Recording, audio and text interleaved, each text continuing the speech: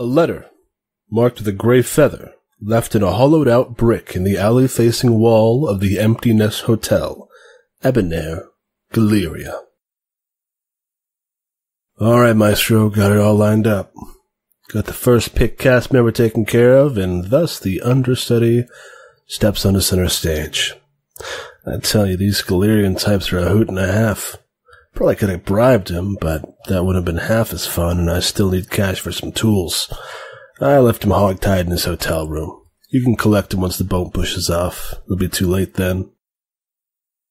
Funnily enough, Kingsley was the other guard assigned to this detail. Now, I know he's not part of our crew, but something tells me you still had something to do with it. What, you thought I'd get sad without my best bud within 30 feet? Come on, you know me better than that. Still, it'll be nice having someone I can trust in this op, especially considering nobody else is going to trust me. You still all that girl of yours. Speaking of, boss, you know you can just talk to her, right? I know you're all wrapped up in plans and enigmas and conspiracies, but it's not like it takes that long to write out a letter. Or are you worried about what to say? That you have too much to say, that you couldn't possibly say all of it in a single letter. Maybe you couldn't say all of it in all the time you have left. I understand if that's the case. I can't believe where I'm going. I can't believe I'm going to see them again. I can't imagine what I'd say if I gave them an opportunity to talk to me. So I get it. Still, though, you might want to start thinking real hard about it. Who knows how much time we have left.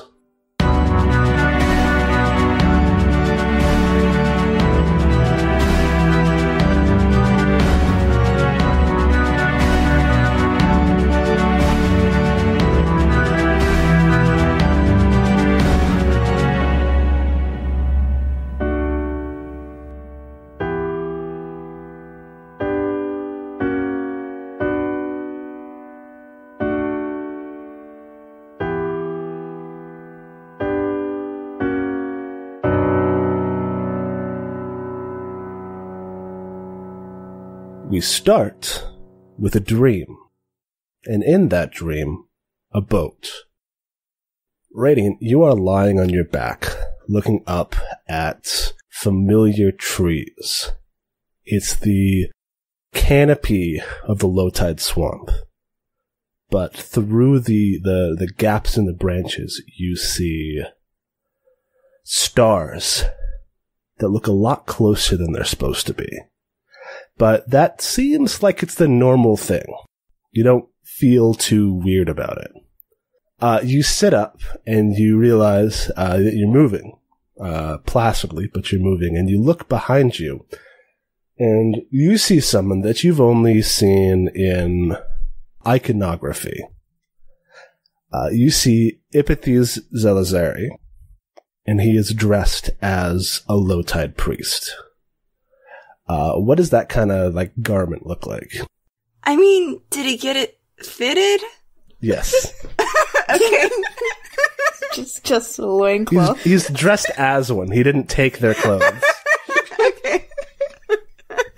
Okay, so he's not just, shirtless with his skirt. Alright. I think it's, I can't think of anything that's, not immediately Christian imagery. Okay. I guess it's it's probably robes. It's very unisex. There's no, okay. It's the same for everyone. I thought it might have been that everyone wore pants. Oh, maybe. You gotta have, your legs free on the swamp.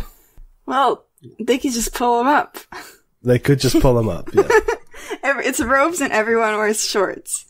Maybe they have it's a thing where you tie the edge of your robes to your hip, and it's yeah.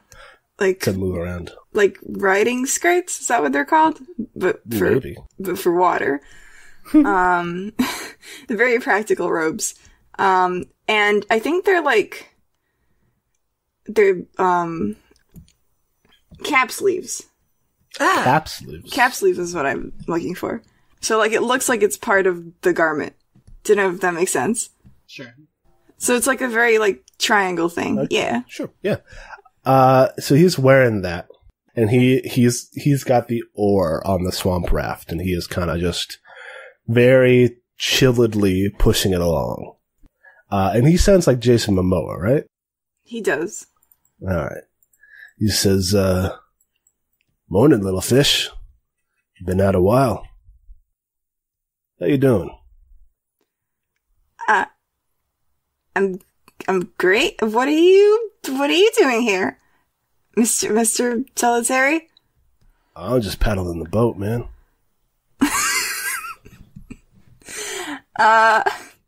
Okay. Where are we going? I think we're going to get you some answers, bud. I would really appreciate that, Mr. Solitary. Yeah. But, on the way. We don't got a lot of time. How do you think things have been going? Like in general? In general, or recently, or, you picked up the sword, or spear, and shield, and you're doing the whole hero thing, right? How do you think that's going? I mean, I drive a very big machine, and I wasn't expecting that. And it's a lot of responsibility, and I killed a guy at one point. That's fine, right? That's fine. Anyway. You did kill a guy. You would have done the same, right? Anyway. I feel like I've been doing the best that I can do, and this is a lot of pressure to put on like a coat. I'm 20 years old.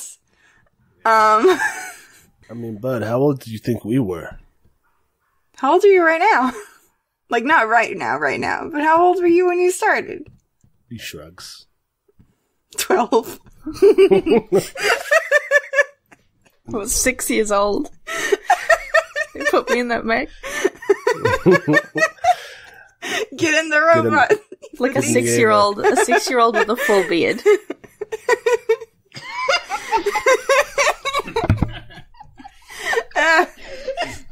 And put these kids in the fucking robot. He was born and they put him right in the robot. Born in the robot, died in the robot. There. Empathies gives you like this kind of chill grin. He looks pretty chill. Like, he's in other art, he's had like his hair up, but it's like all long and out and down and flowing. Ooh.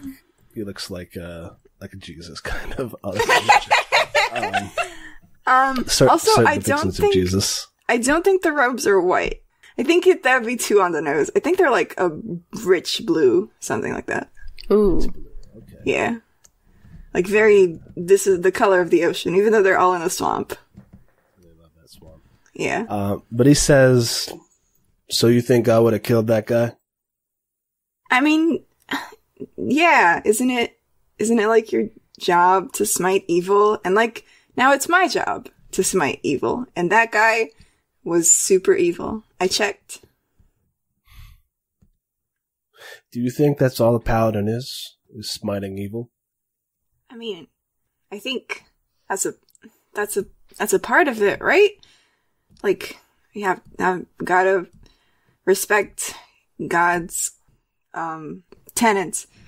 Gotta respect all those tenets and gotta let everyone know about the good word, and also, fight evil, fight against evil, and protect the weak. All that good stuff. Right? Well, the most important thing you wield, Radiant, is not your spear. It's your conviction. There are always going to be people who flinch from what must be done, who will question your conviction and your motivations. There's nobody else alive who understands what it's like to be a paladin, Radiant. It's only you. Paladins don't ask questions of, do I really believe in this? Because the answer is always, only ever yes. Wield conviction like a sword. Wear it like armor, and it becomes the thing above all else that allows you to break down every wall in front of you. Push forward into an uncertain future with certainty, right? Yeah. Yeah. Yeah. Question is then, little buddy, not do I believe, but what do I believe? Why? Once you know that, buddy, you'll be unstoppable. But you gotta know. And you stop. He pulls back a little bit on the raft. And you see, you're in this like clearing, like a big clearing in the middle of the swamp. And there's like this dim blue glow in the water. And he says, Ipathes says, I think you might find something down there. I don't know if you'll find it now or later, but it's there. I got just one little question for you, little fish. Yeah? What kind of god do you think Tzela was? I mean, a good one. A just one. One that cares about his people. Ipathes nods and he says, I hope you find that one. Ooh. Ooh. Oh. And then he gestures with his head toward the water. Alright, I'm gonna dive in. Is this when I wake up? Or do I get to see what's up? Not yet. So Radiant, you dive into the water and it is dark. And you swim down and down and down to this blue light that is getting further and further away. And you swim for as long as you can possibly manage. You feel like your lungs are going to explode. And then you break the surface of the water going down. And then you wake up. Cool. Ooh. You jolt upright to a knocking on your door. And you're in your room on the Bastion. Great. Radiant wakes up with a start and he yells, I didn't use the spear to kill him, by the way. What? What? Who is it? What? You hear Jameson on the other side of the door. What's a spear? No, don't even worry about it. I was having a weird dream about water. Am I okay to open the door? Yeah, for sure. Okay. I don't know what kind of weird dream it was. And he opens the door.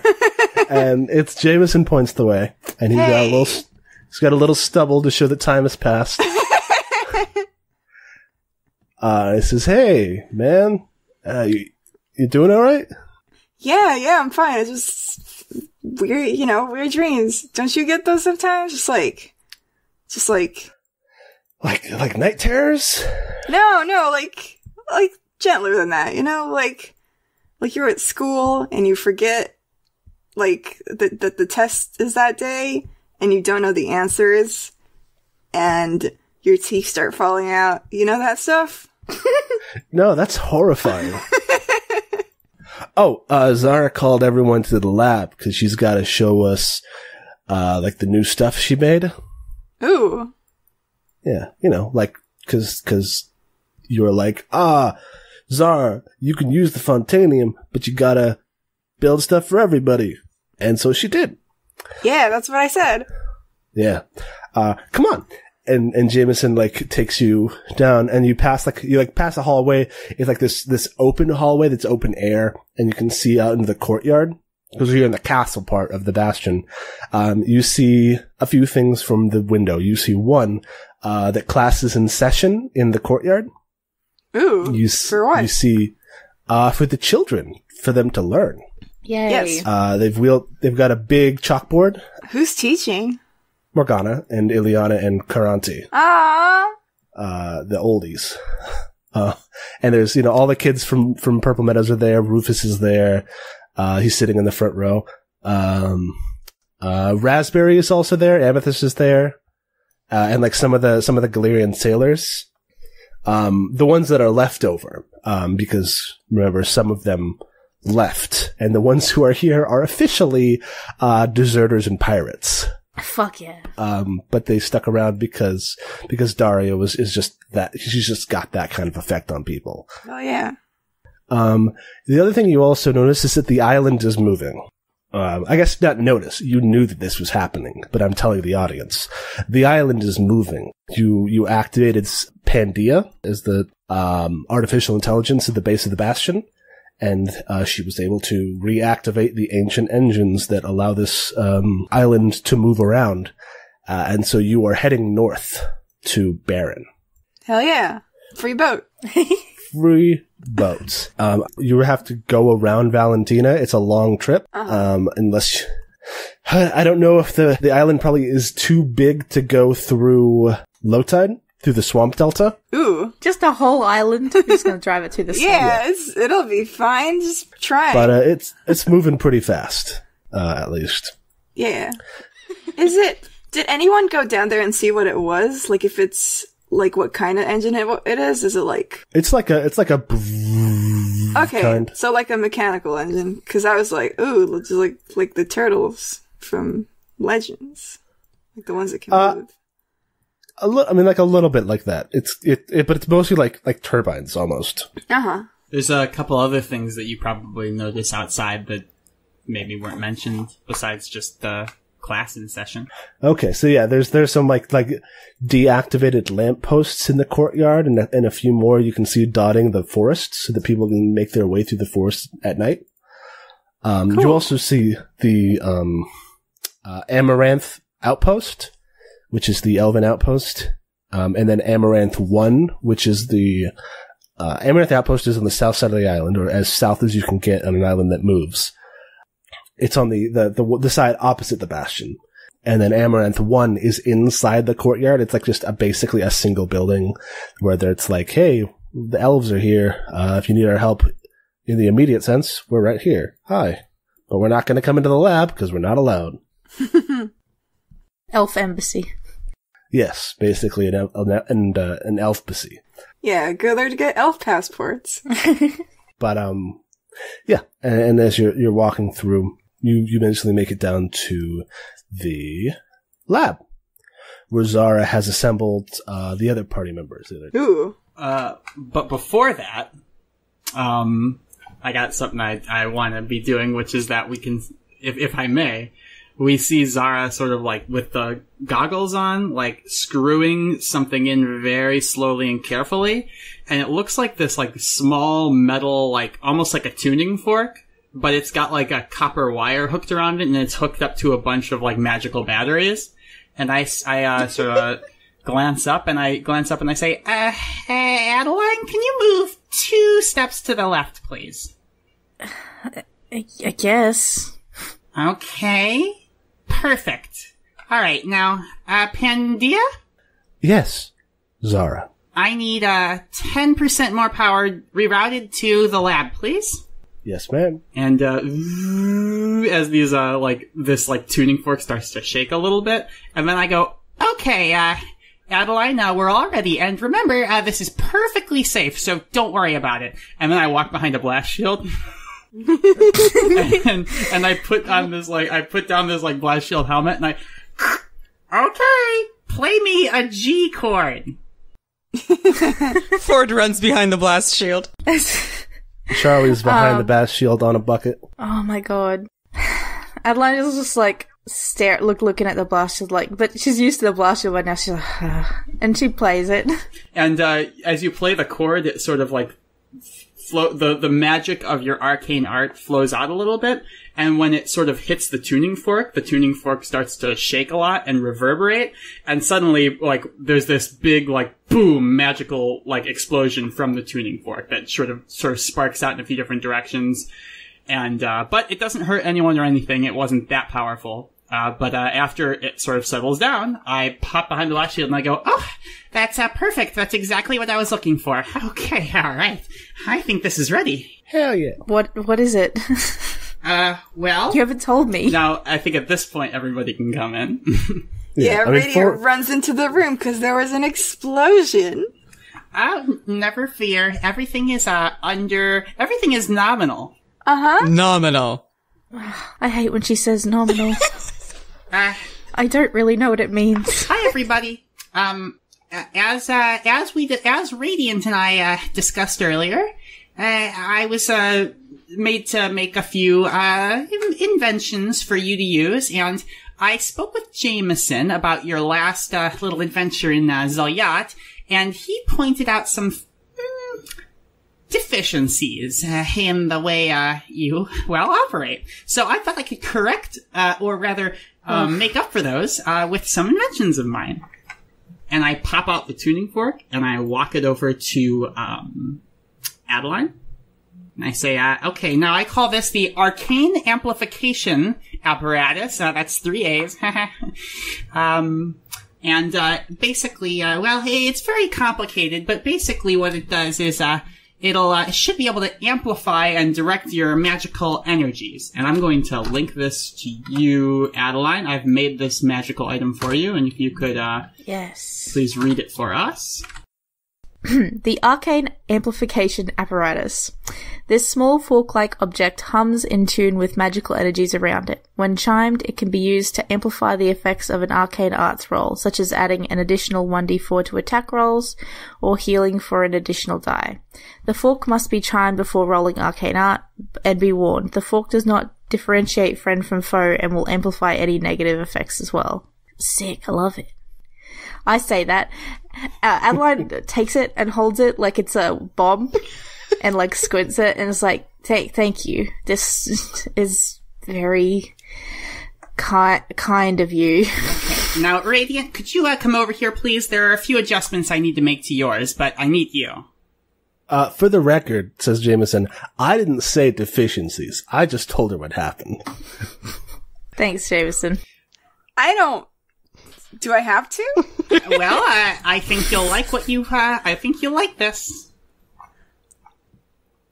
I mean, You're the one who told her that she'd had to build stuff for y'all, right? Yeah, he didn't believe her. No. Yeah, he goes over. I pull out what looks sort of like, have you ever seen Hellboy? No, I'm sorry. Okay, well, for people who have seen Hellboy, the character Abe Sapien in that movie, he is a fish person, and when he's on land, he wears this the suit, specifically this thing around his neck that sort of breathes for him. So this looks like a smaller, like more compact version of that. And I sort of measure Radiant's neck and make some adjustments. Oh, to cool! It. Love it when people measure my neck. I say, okay, now this is gonna hurt for just a second. Oh no! Oh my god! And I wait for Radiant's okay. Yeah, okay. And I place the device on the back of your neck, and you feel just this sudden sharp pain of things going in your neck. But yeah, just like the mech. Then, after a couple seconds, suddenly you, take a big, deep breath, but you didn't, consciously take a deep breath. It feels like your breathing is automatic, and I don't mean that in, obviously breathing is automatic for people normally, except for everybody who's now breathing manually, because I said that and I apologize. But this is sort of it's almost like this device is what's controlling your breathing. And I say, now, this should be able to help you if you have any more, ice-cold deep-sea adventures. I call it the Environmental Regulation Necklace. And if you could read this for us. I got this magic item. The Environmental Regulation Necklace. This device, which attaches around the neck, quote-unquote, regulates the environmental conditions of the wearer's body. The wearer will be able to comfortably exist in environments that would otherwise be unsuitable for life, such as extreme cold or heat. The exosuit also allows the user to breathe, even if breath would otherwise be impossible, such as underwater or when surrounded by poison gas. Whoa! Holy shit, Zach, you allowed this? This is a lot. Yeah. This is super cool. You're not often going to be in poison gas, so. Yeah. Just permanently, I can breathe underwater now. Hold on, often? Hey, I'm not going to rule anything out. You're a fish boy. This was going to happen eventually. Hell yeah. Love and then my new powers. I turn to Ford, and I say, okay, now Ford, yours is a little bit more, here, let me just demonstrate to you. And I say, Charlie, could you please stand over in the corner? Yes, ma'am. And could you please tell us about yourself, just in as much detail as you want. Well, my name's Charlie Axel. Right. I was born in Azure Bay. And as he starts talking, and he's like yammering on and on because he's Charlie Axel, I hold up this small, looks like an orb to Ford.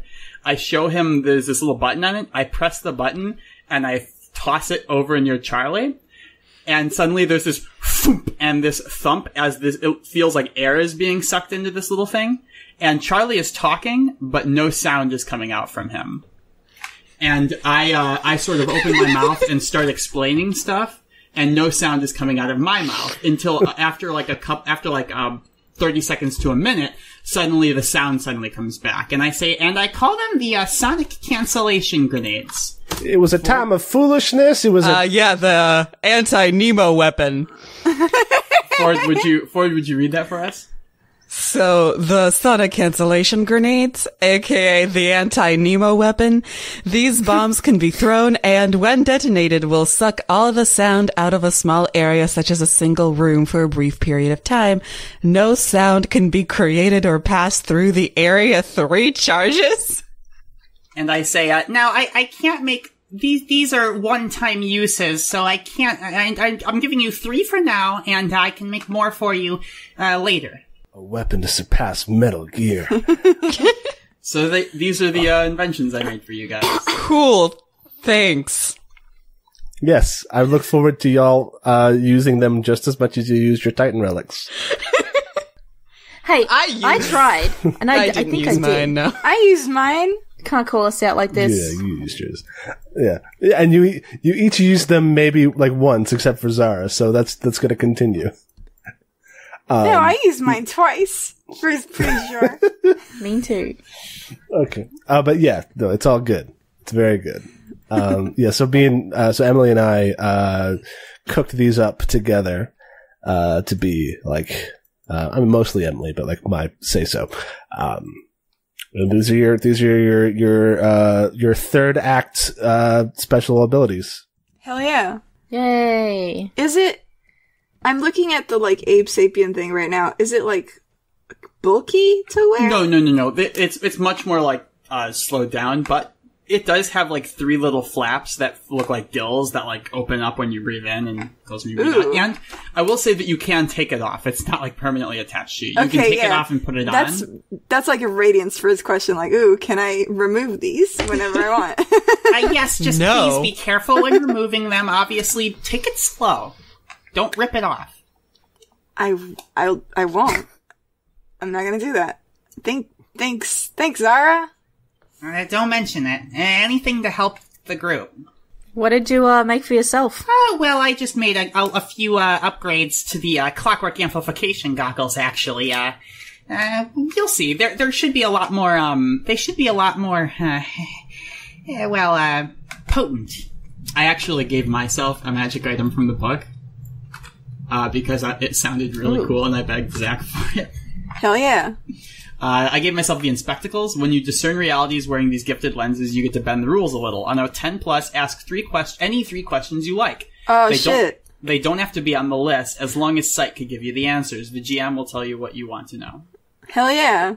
So basically Nice. It's an extension of Let Me See That and Discern Realities. So it was in theme with Zara Fontaine. I decided I didn't have a problem with it. Yeah. Yeah, no, it's good. A couple other things that I forgot to mention. The hand-to-hand or the eye-to-eye are both dry docked. Another thing about the island moving is that the ships can be brought into those like docks that are carved into the mountains, carved into the shore rather, and they can close and then drain. So you're able to like dry dock your ships. And the elf ships have been like brought up, taken apart, and built back into the outpost. Oh. It's resourceful. Yeah, that's how elves do. Effective. How much faster is the island than like the boats? I mean, significantly faster, but it's nowhere near as agile. Right. It's like does not turn on a dime, can move a lot, but like in a mostly straight line or a curve. Yeah. Daria is actually at the helm, like ooh, sailing the island Hell yeah. along with Pandia. Is it like plane speed? Maybe not like a supersonic jet, but like a pretty fast plane. Okay. It's enough that you are able to you will be able to get to Galeria by midsummer, which is when you need to be there. Not Galeria, Baron. Yeah. You'll be able to get to Baron by midsummer, which is when you need to be there. And let's talk about why you need to get to Baron, because Ford, you have something. From the very first episode. The one thing you can't replace. What prompted Precious Ford family photos to remember this item that he took?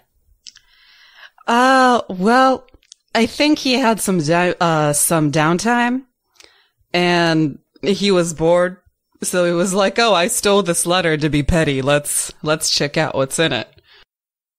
Yes, and what you found was a very early invitation to the Argent Dynasty Ascension Gala. Oh boy! It says something along the lines of, I didn't write the actual text, but like, you know, come to Silverhome, the ancestral home of the Argent Dynasty, a mere half day's ride north of beautiful Schöneberg. And witness the marvels and advances of the Argent Dynasty under its new leadership. And then it says, the new leadership of Matriarch Florian von Argent. Oh. And you're like, cool. This is an invitation for one person. And then 5 more showed up at the Bastion. Oh. Cool. Hell yeah. The one that you stole was sent to recipient. The 5 that you got were sent to you were addressed to the Titans.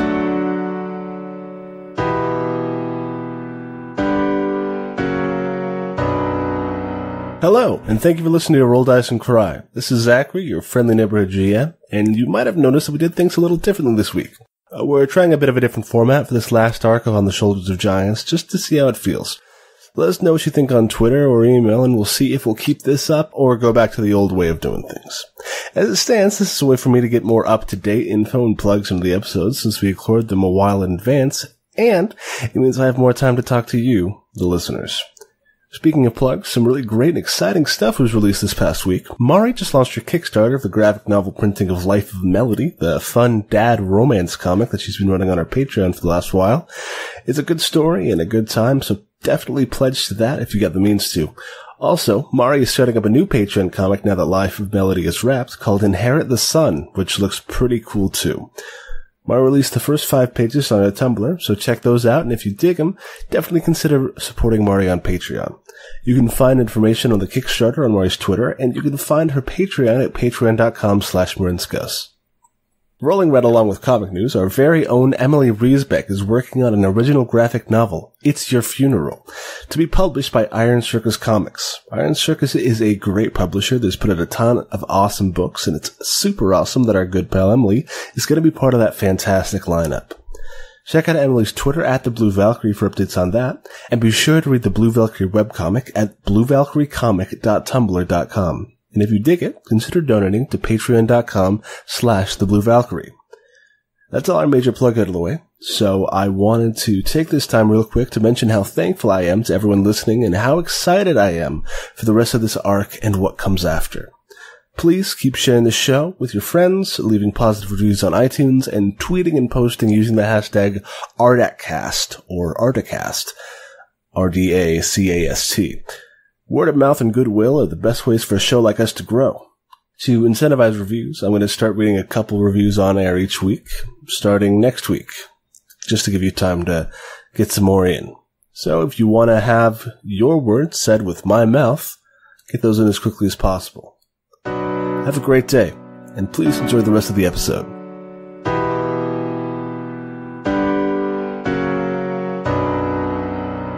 Were they addressed to the Titans, or were they addressed to Zara Fontaine, Tiku Bell, the Titans. Okay. Who sent these bad bitches? Florian von Argent. Hey, world travels fast. Nice. Yeah. I'm gonna go talk to Deep Lore. Okay. I'm gonna say, Lady Deep Lore? Yes. Hello. Yes, Fontaine. we got these. Yes. I saw the mail. And do you have any idea why we would get these? Well, I can tell you that the Argent family, the Argent dynasty, has been, they're a fairly prestigious, member of the baronies. I suppose you would call them nobility, but they don't exactly adhere to that sort of blood rulership. They're very much found families, in a sense, though there are 5 families that run the country. It's fairly often for galas like this, for events that's heads of state, important people, the movers and shakers of history are often invited to such things, and, well, my dear, it seems that you have made the cut. Oh, well, should we be worried? About what? About this weird family knowing who we are and how to get to us and, just like things that, I don't know. I mean, it's just, I don't really go to any parties or fancy, I'm not really invited anywhere, you see, it's just a little, anyone who's around me, please back me up. Okay, Adeline's interested. Zara, are you nervous to go to a party? Well, I just feel that if we're specifically invited, that's probably a bad thing, right? I mean, we're big time save the world heroes, right? So when we go places, it's because things need smashing. Or because someone feels very fancy and wants the Titans on their side. What did that invitation say? Something about advances? She wants to show off. Yes. Oftentimes the galas like this are both networking opportunities as well as marketing ones. Sometimes the families, each of the 5 families of Baron controls a significant resource within the country and the archipelago as a whole. Valden is the wood cutting and livestock. No, Valden is woodcraft, logging, lumber. Jaeger is livestock, hunting, pelts, such and such. Berengar, obviously, is the military arm.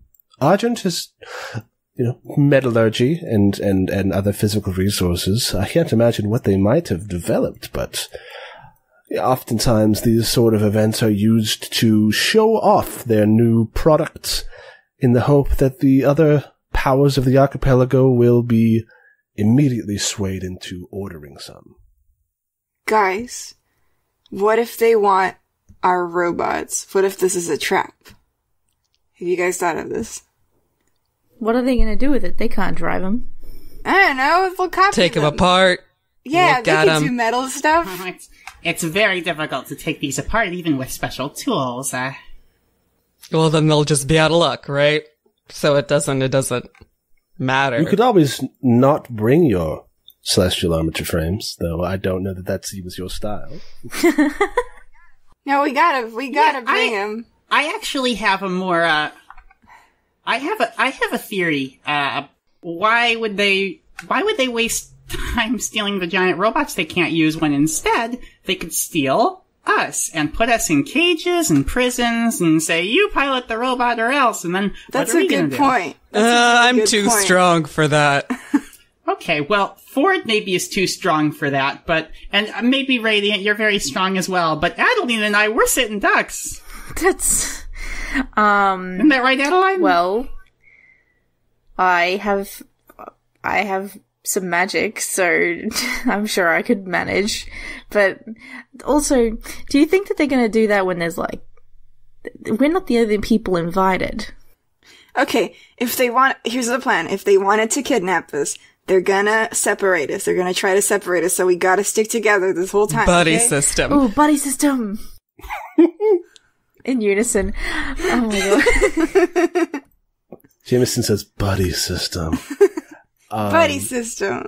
Lady Deeplore's like, if you're truly worried about your bodies being snatched, we could send a bodyguard, Mr. Black or Mrs. Flint, rather. Well, we do have 6 invitations and only 4 of us. Well, currently you know that you have 5 invitations. You see Maggie and Calico arm wrestling in the background. Bless.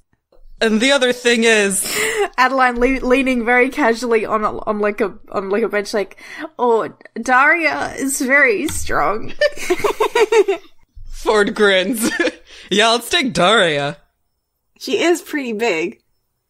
The other thing is, we don't have to go. They clearly don't know who we are. These are addressed to the Titans, and trust me, if they knew that I was one of the Titans, they would not be inviting me.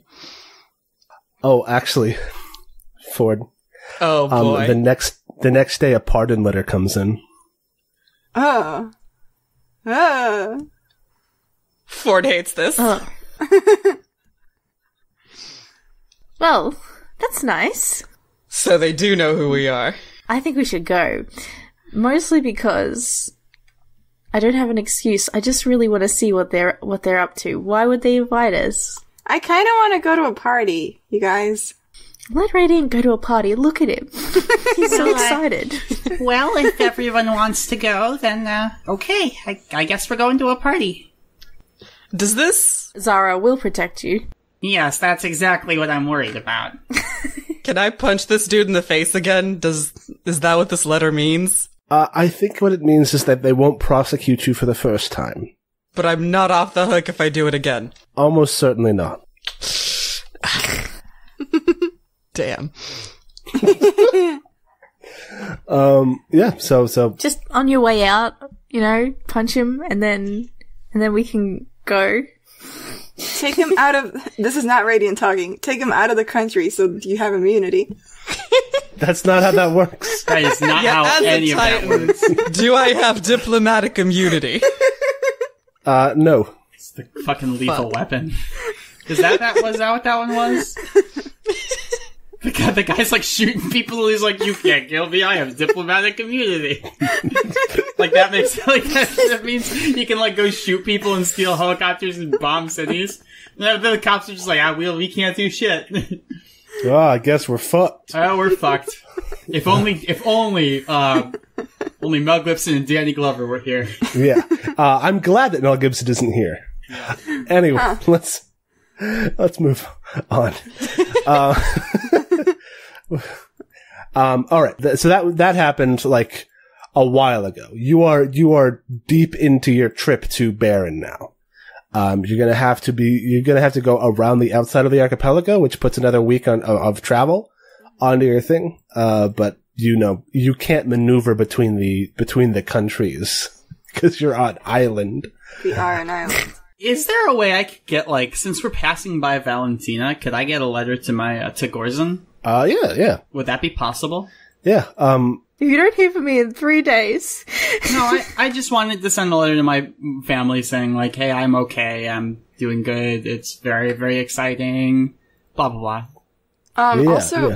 If we're passing by low tide, I had a way for Radiant to get clothes.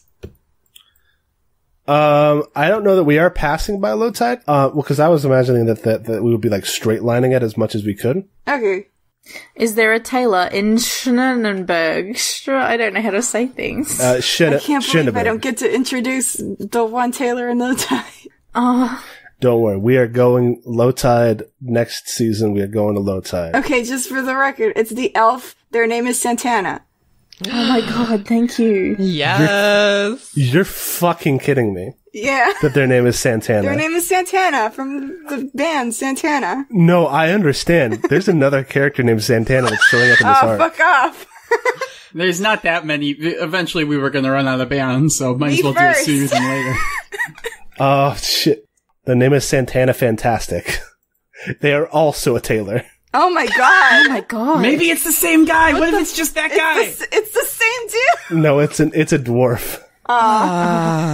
What if they have the same first name? Oh my god, what if they literally have the same name? Because that never fucking happens in fiction, but it happens in real life all the time.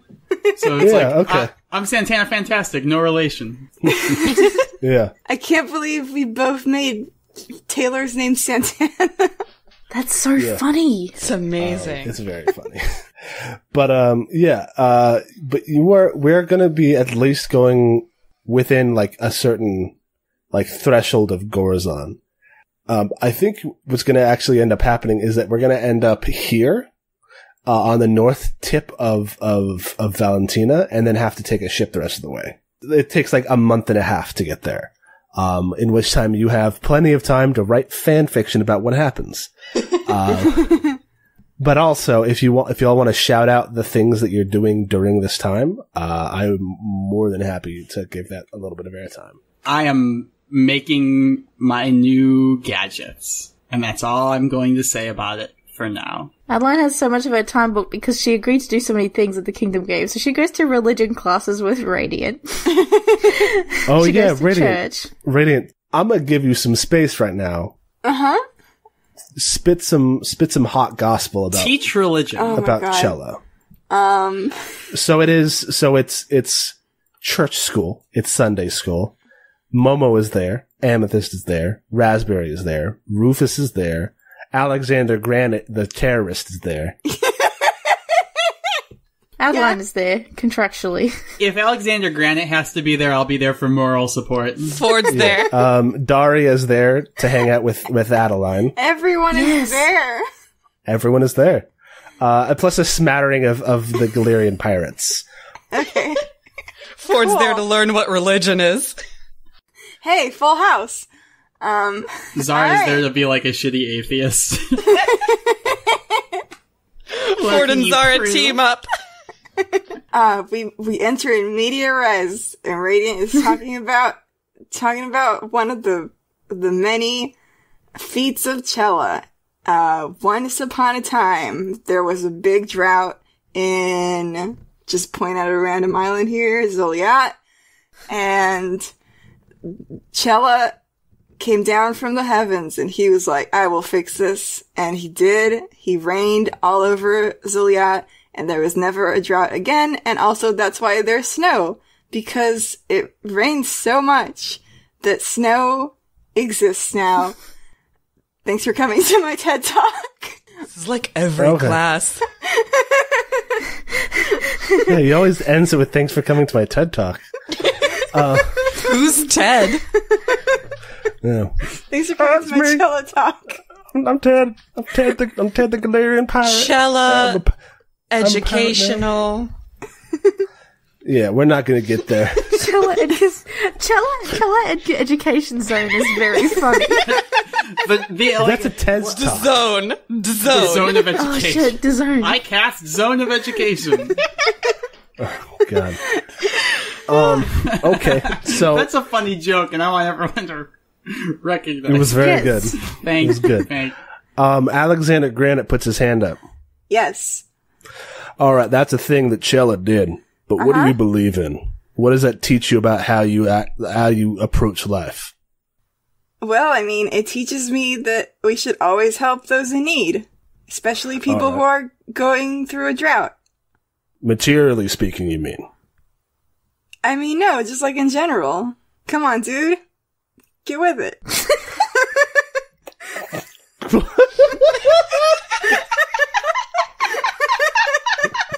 Holy shit. One of the Galerian pirates who has become like deeply into Tzela is like writing notes. He just writes down like, get with it. Alexander Granite, the man who turned his back on his nation to feed those in need, stares at you. To be Ford fair, puts his head in his hands. to be fair, the help that he provided was also material. Yes, that's what he was asking you to verify that material assistance is important to Tzela. Yeah, but like Tzela didn't break any rules. God laws. He's a god. Yes, but you're not. No, but, like, I'm not gonna break any rules. So let me ask you this, Mr. Pastor. If you wished to feed the hungry, and a police officer said, no, those people don't deserve to be fed, you would in turn not feed the hungry. No good police. Listen, I don't think you're getting this.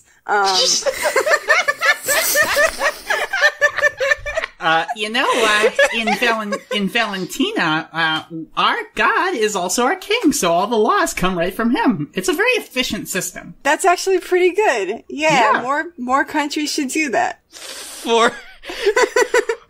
So y'all support the monarchy here. Oh, absolutely. Oh, God. Oh, boy. With a Valentina monarchy, of course. Ford starts rolling his sleeves up. That's our king.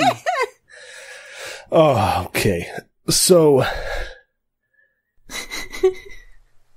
Mr. Eyre. Yeah? Do you deny the existence of not good, of bad government officials? Yeah, of course. But Horst. Yeah. Like all of the cat, the structure is pretty bad. The structure is pretty bad. We covered this in less than 3. Where have you been? Momo raises her hand. She says, "You killed a cop."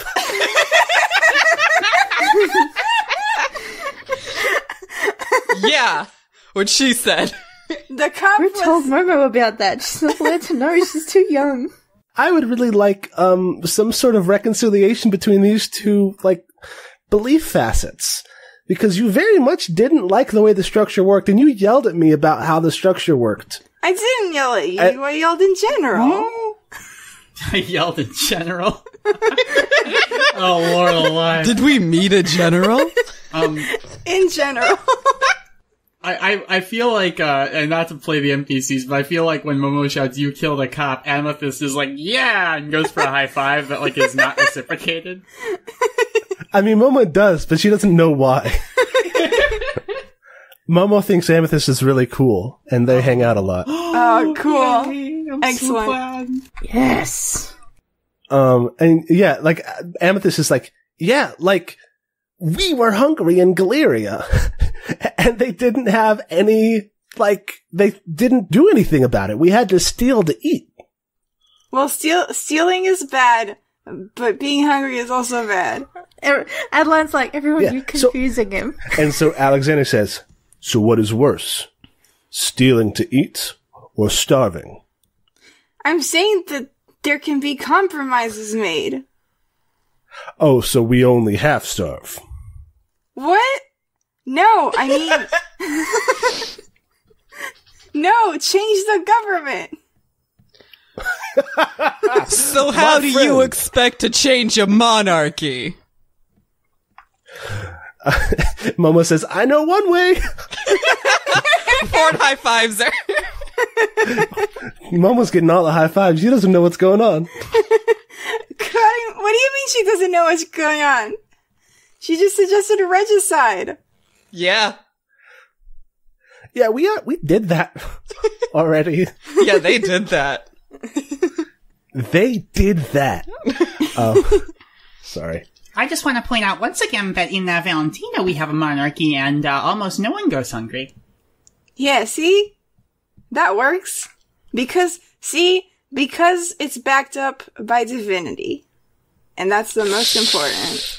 I want to point out that Emily Reesbeck is cringing right now, but Zara is nodding her head like, mm-hmm.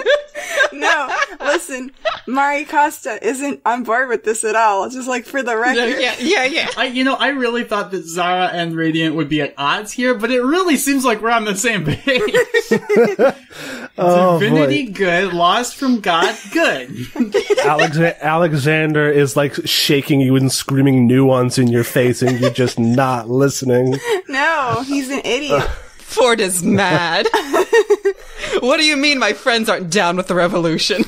Adeline leans on Daria's shoulder and says, I wish they'd just let him talk about droughts some more. Like, very quietly. And she, like, leans down and says, well, I think the thing is that he can get into a giant suit of armor and smash everything, and they would like for him to understand what exactly that means. Yeah, he's trying. He's trying. Oh, he'll come around. And she puts an arm around Adeline and like squeezes her shoulder, and she says, maybe he just needs a little bit of a gentler hand than Mr. Granite. It's time for Adeline to teach you nuance. Okay, so I think what happens. So yeah, the month has passed. Are Radiant and Ford talking to each other again? It's been like a month. It's been over a month. Yeah, think but when they go on the adventure together, I want them to be angry still. I think Ford's angry, but he's very tentatively talking to Radiant, mostly about the evils of the monarchy, admittedly, during Bible school. But I think he's not, like, going out of his way to talk to Radiant, though. Mm-hmm. But yeah, he's I think being civil. Yeah, it's the same thing for Radiant. It's like, they're on the same team. They have to talk to each other, but Radiant doesn't have to like it. Yeah. Okay. Copy that. Adeline, are you talking to your mom? Oh god, no. Avoiding whenever possible. She lives on the other side of the island. She can't know anything about me. She's not allowed to know I'm dating a pirate. She definitely knows I'm dating a pirate. I have a really bad idea. Please tell me. And that idea is that, even though they're not allowed in the lab, I would probably want to work with the elves at least a little bit because they're scientists and I'm a scientist. What was the name of that one elf that we, Artemis something around. My favorite. What if, like, Artemis and Zara, like, kind of hang out and, like, do experiments, and since Zara's got a big mouth, Zara's like, oh, and then Adeline said this, and then Adeline and Zara went out, which is really cute, and that's all good, so, like, that's how it gets back to Adeline's mom. Artemis Toll cool. is their name, and Artemis says, interesting, and they write it on their clipboard. Oh, I agree. It's very interesting. And, it's just, I mean, Daria's a little bit rough around the edges, but Adeline's a real sweetheart, and she's a very good test subject, assistant. So, I think they'll be good together. I think that, that'll be really nice. And it is very interesting, because you don't often see those those two personalities getting together. It's always like opposites attract. Yes. It is always like that. You're so easy to talk to, I say as I screw something. My face in my hands. Thank you, Zara. Does anybody, okay, so the, you get off you stop at the northwestern tip of Valentina. And it's like, alright, we gotta take a boat from here. Who's getting on the boat? Squad. Can I bring my mech?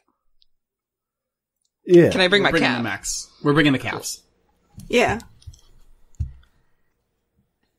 Daria's our bodyguard, so she's coming. Boy, what is... I said that Daria fights with, like, a boarding axe, and maybe she still does. She probably also has, like, a pistol. Yeah. Ooh. Gun. Gun. It's Gun like, lesbian. It's the rough equivalent of the late 18th century, so, like, guns are a thing. Their muskets have happened, like flintlock. Hell yeah. Rifles and pistols. So she's got one of those. Gun lesbian. Adeline has a rapier that she never used, so lesbian. It says debonair across the barrel. Ooh. Hell yeah. I think maybe how we get Nemo to come along. If we're taking Nemo, right? I'm good with Nemo. Nemo's fine. I'm good with Nemo, yeah. Yeah, Nemo explains to you, because he's been to these kind of parties before, and he says, Argent is extremely formal about these sort of things. And in Baron, generally it's the invitation goes to one person. Servants can come, but they have to stay in the servants' quarters, and they aren't authorized to be in any of the actual events or showcases. And Charlie's like, I can be a servant. Oh, honey.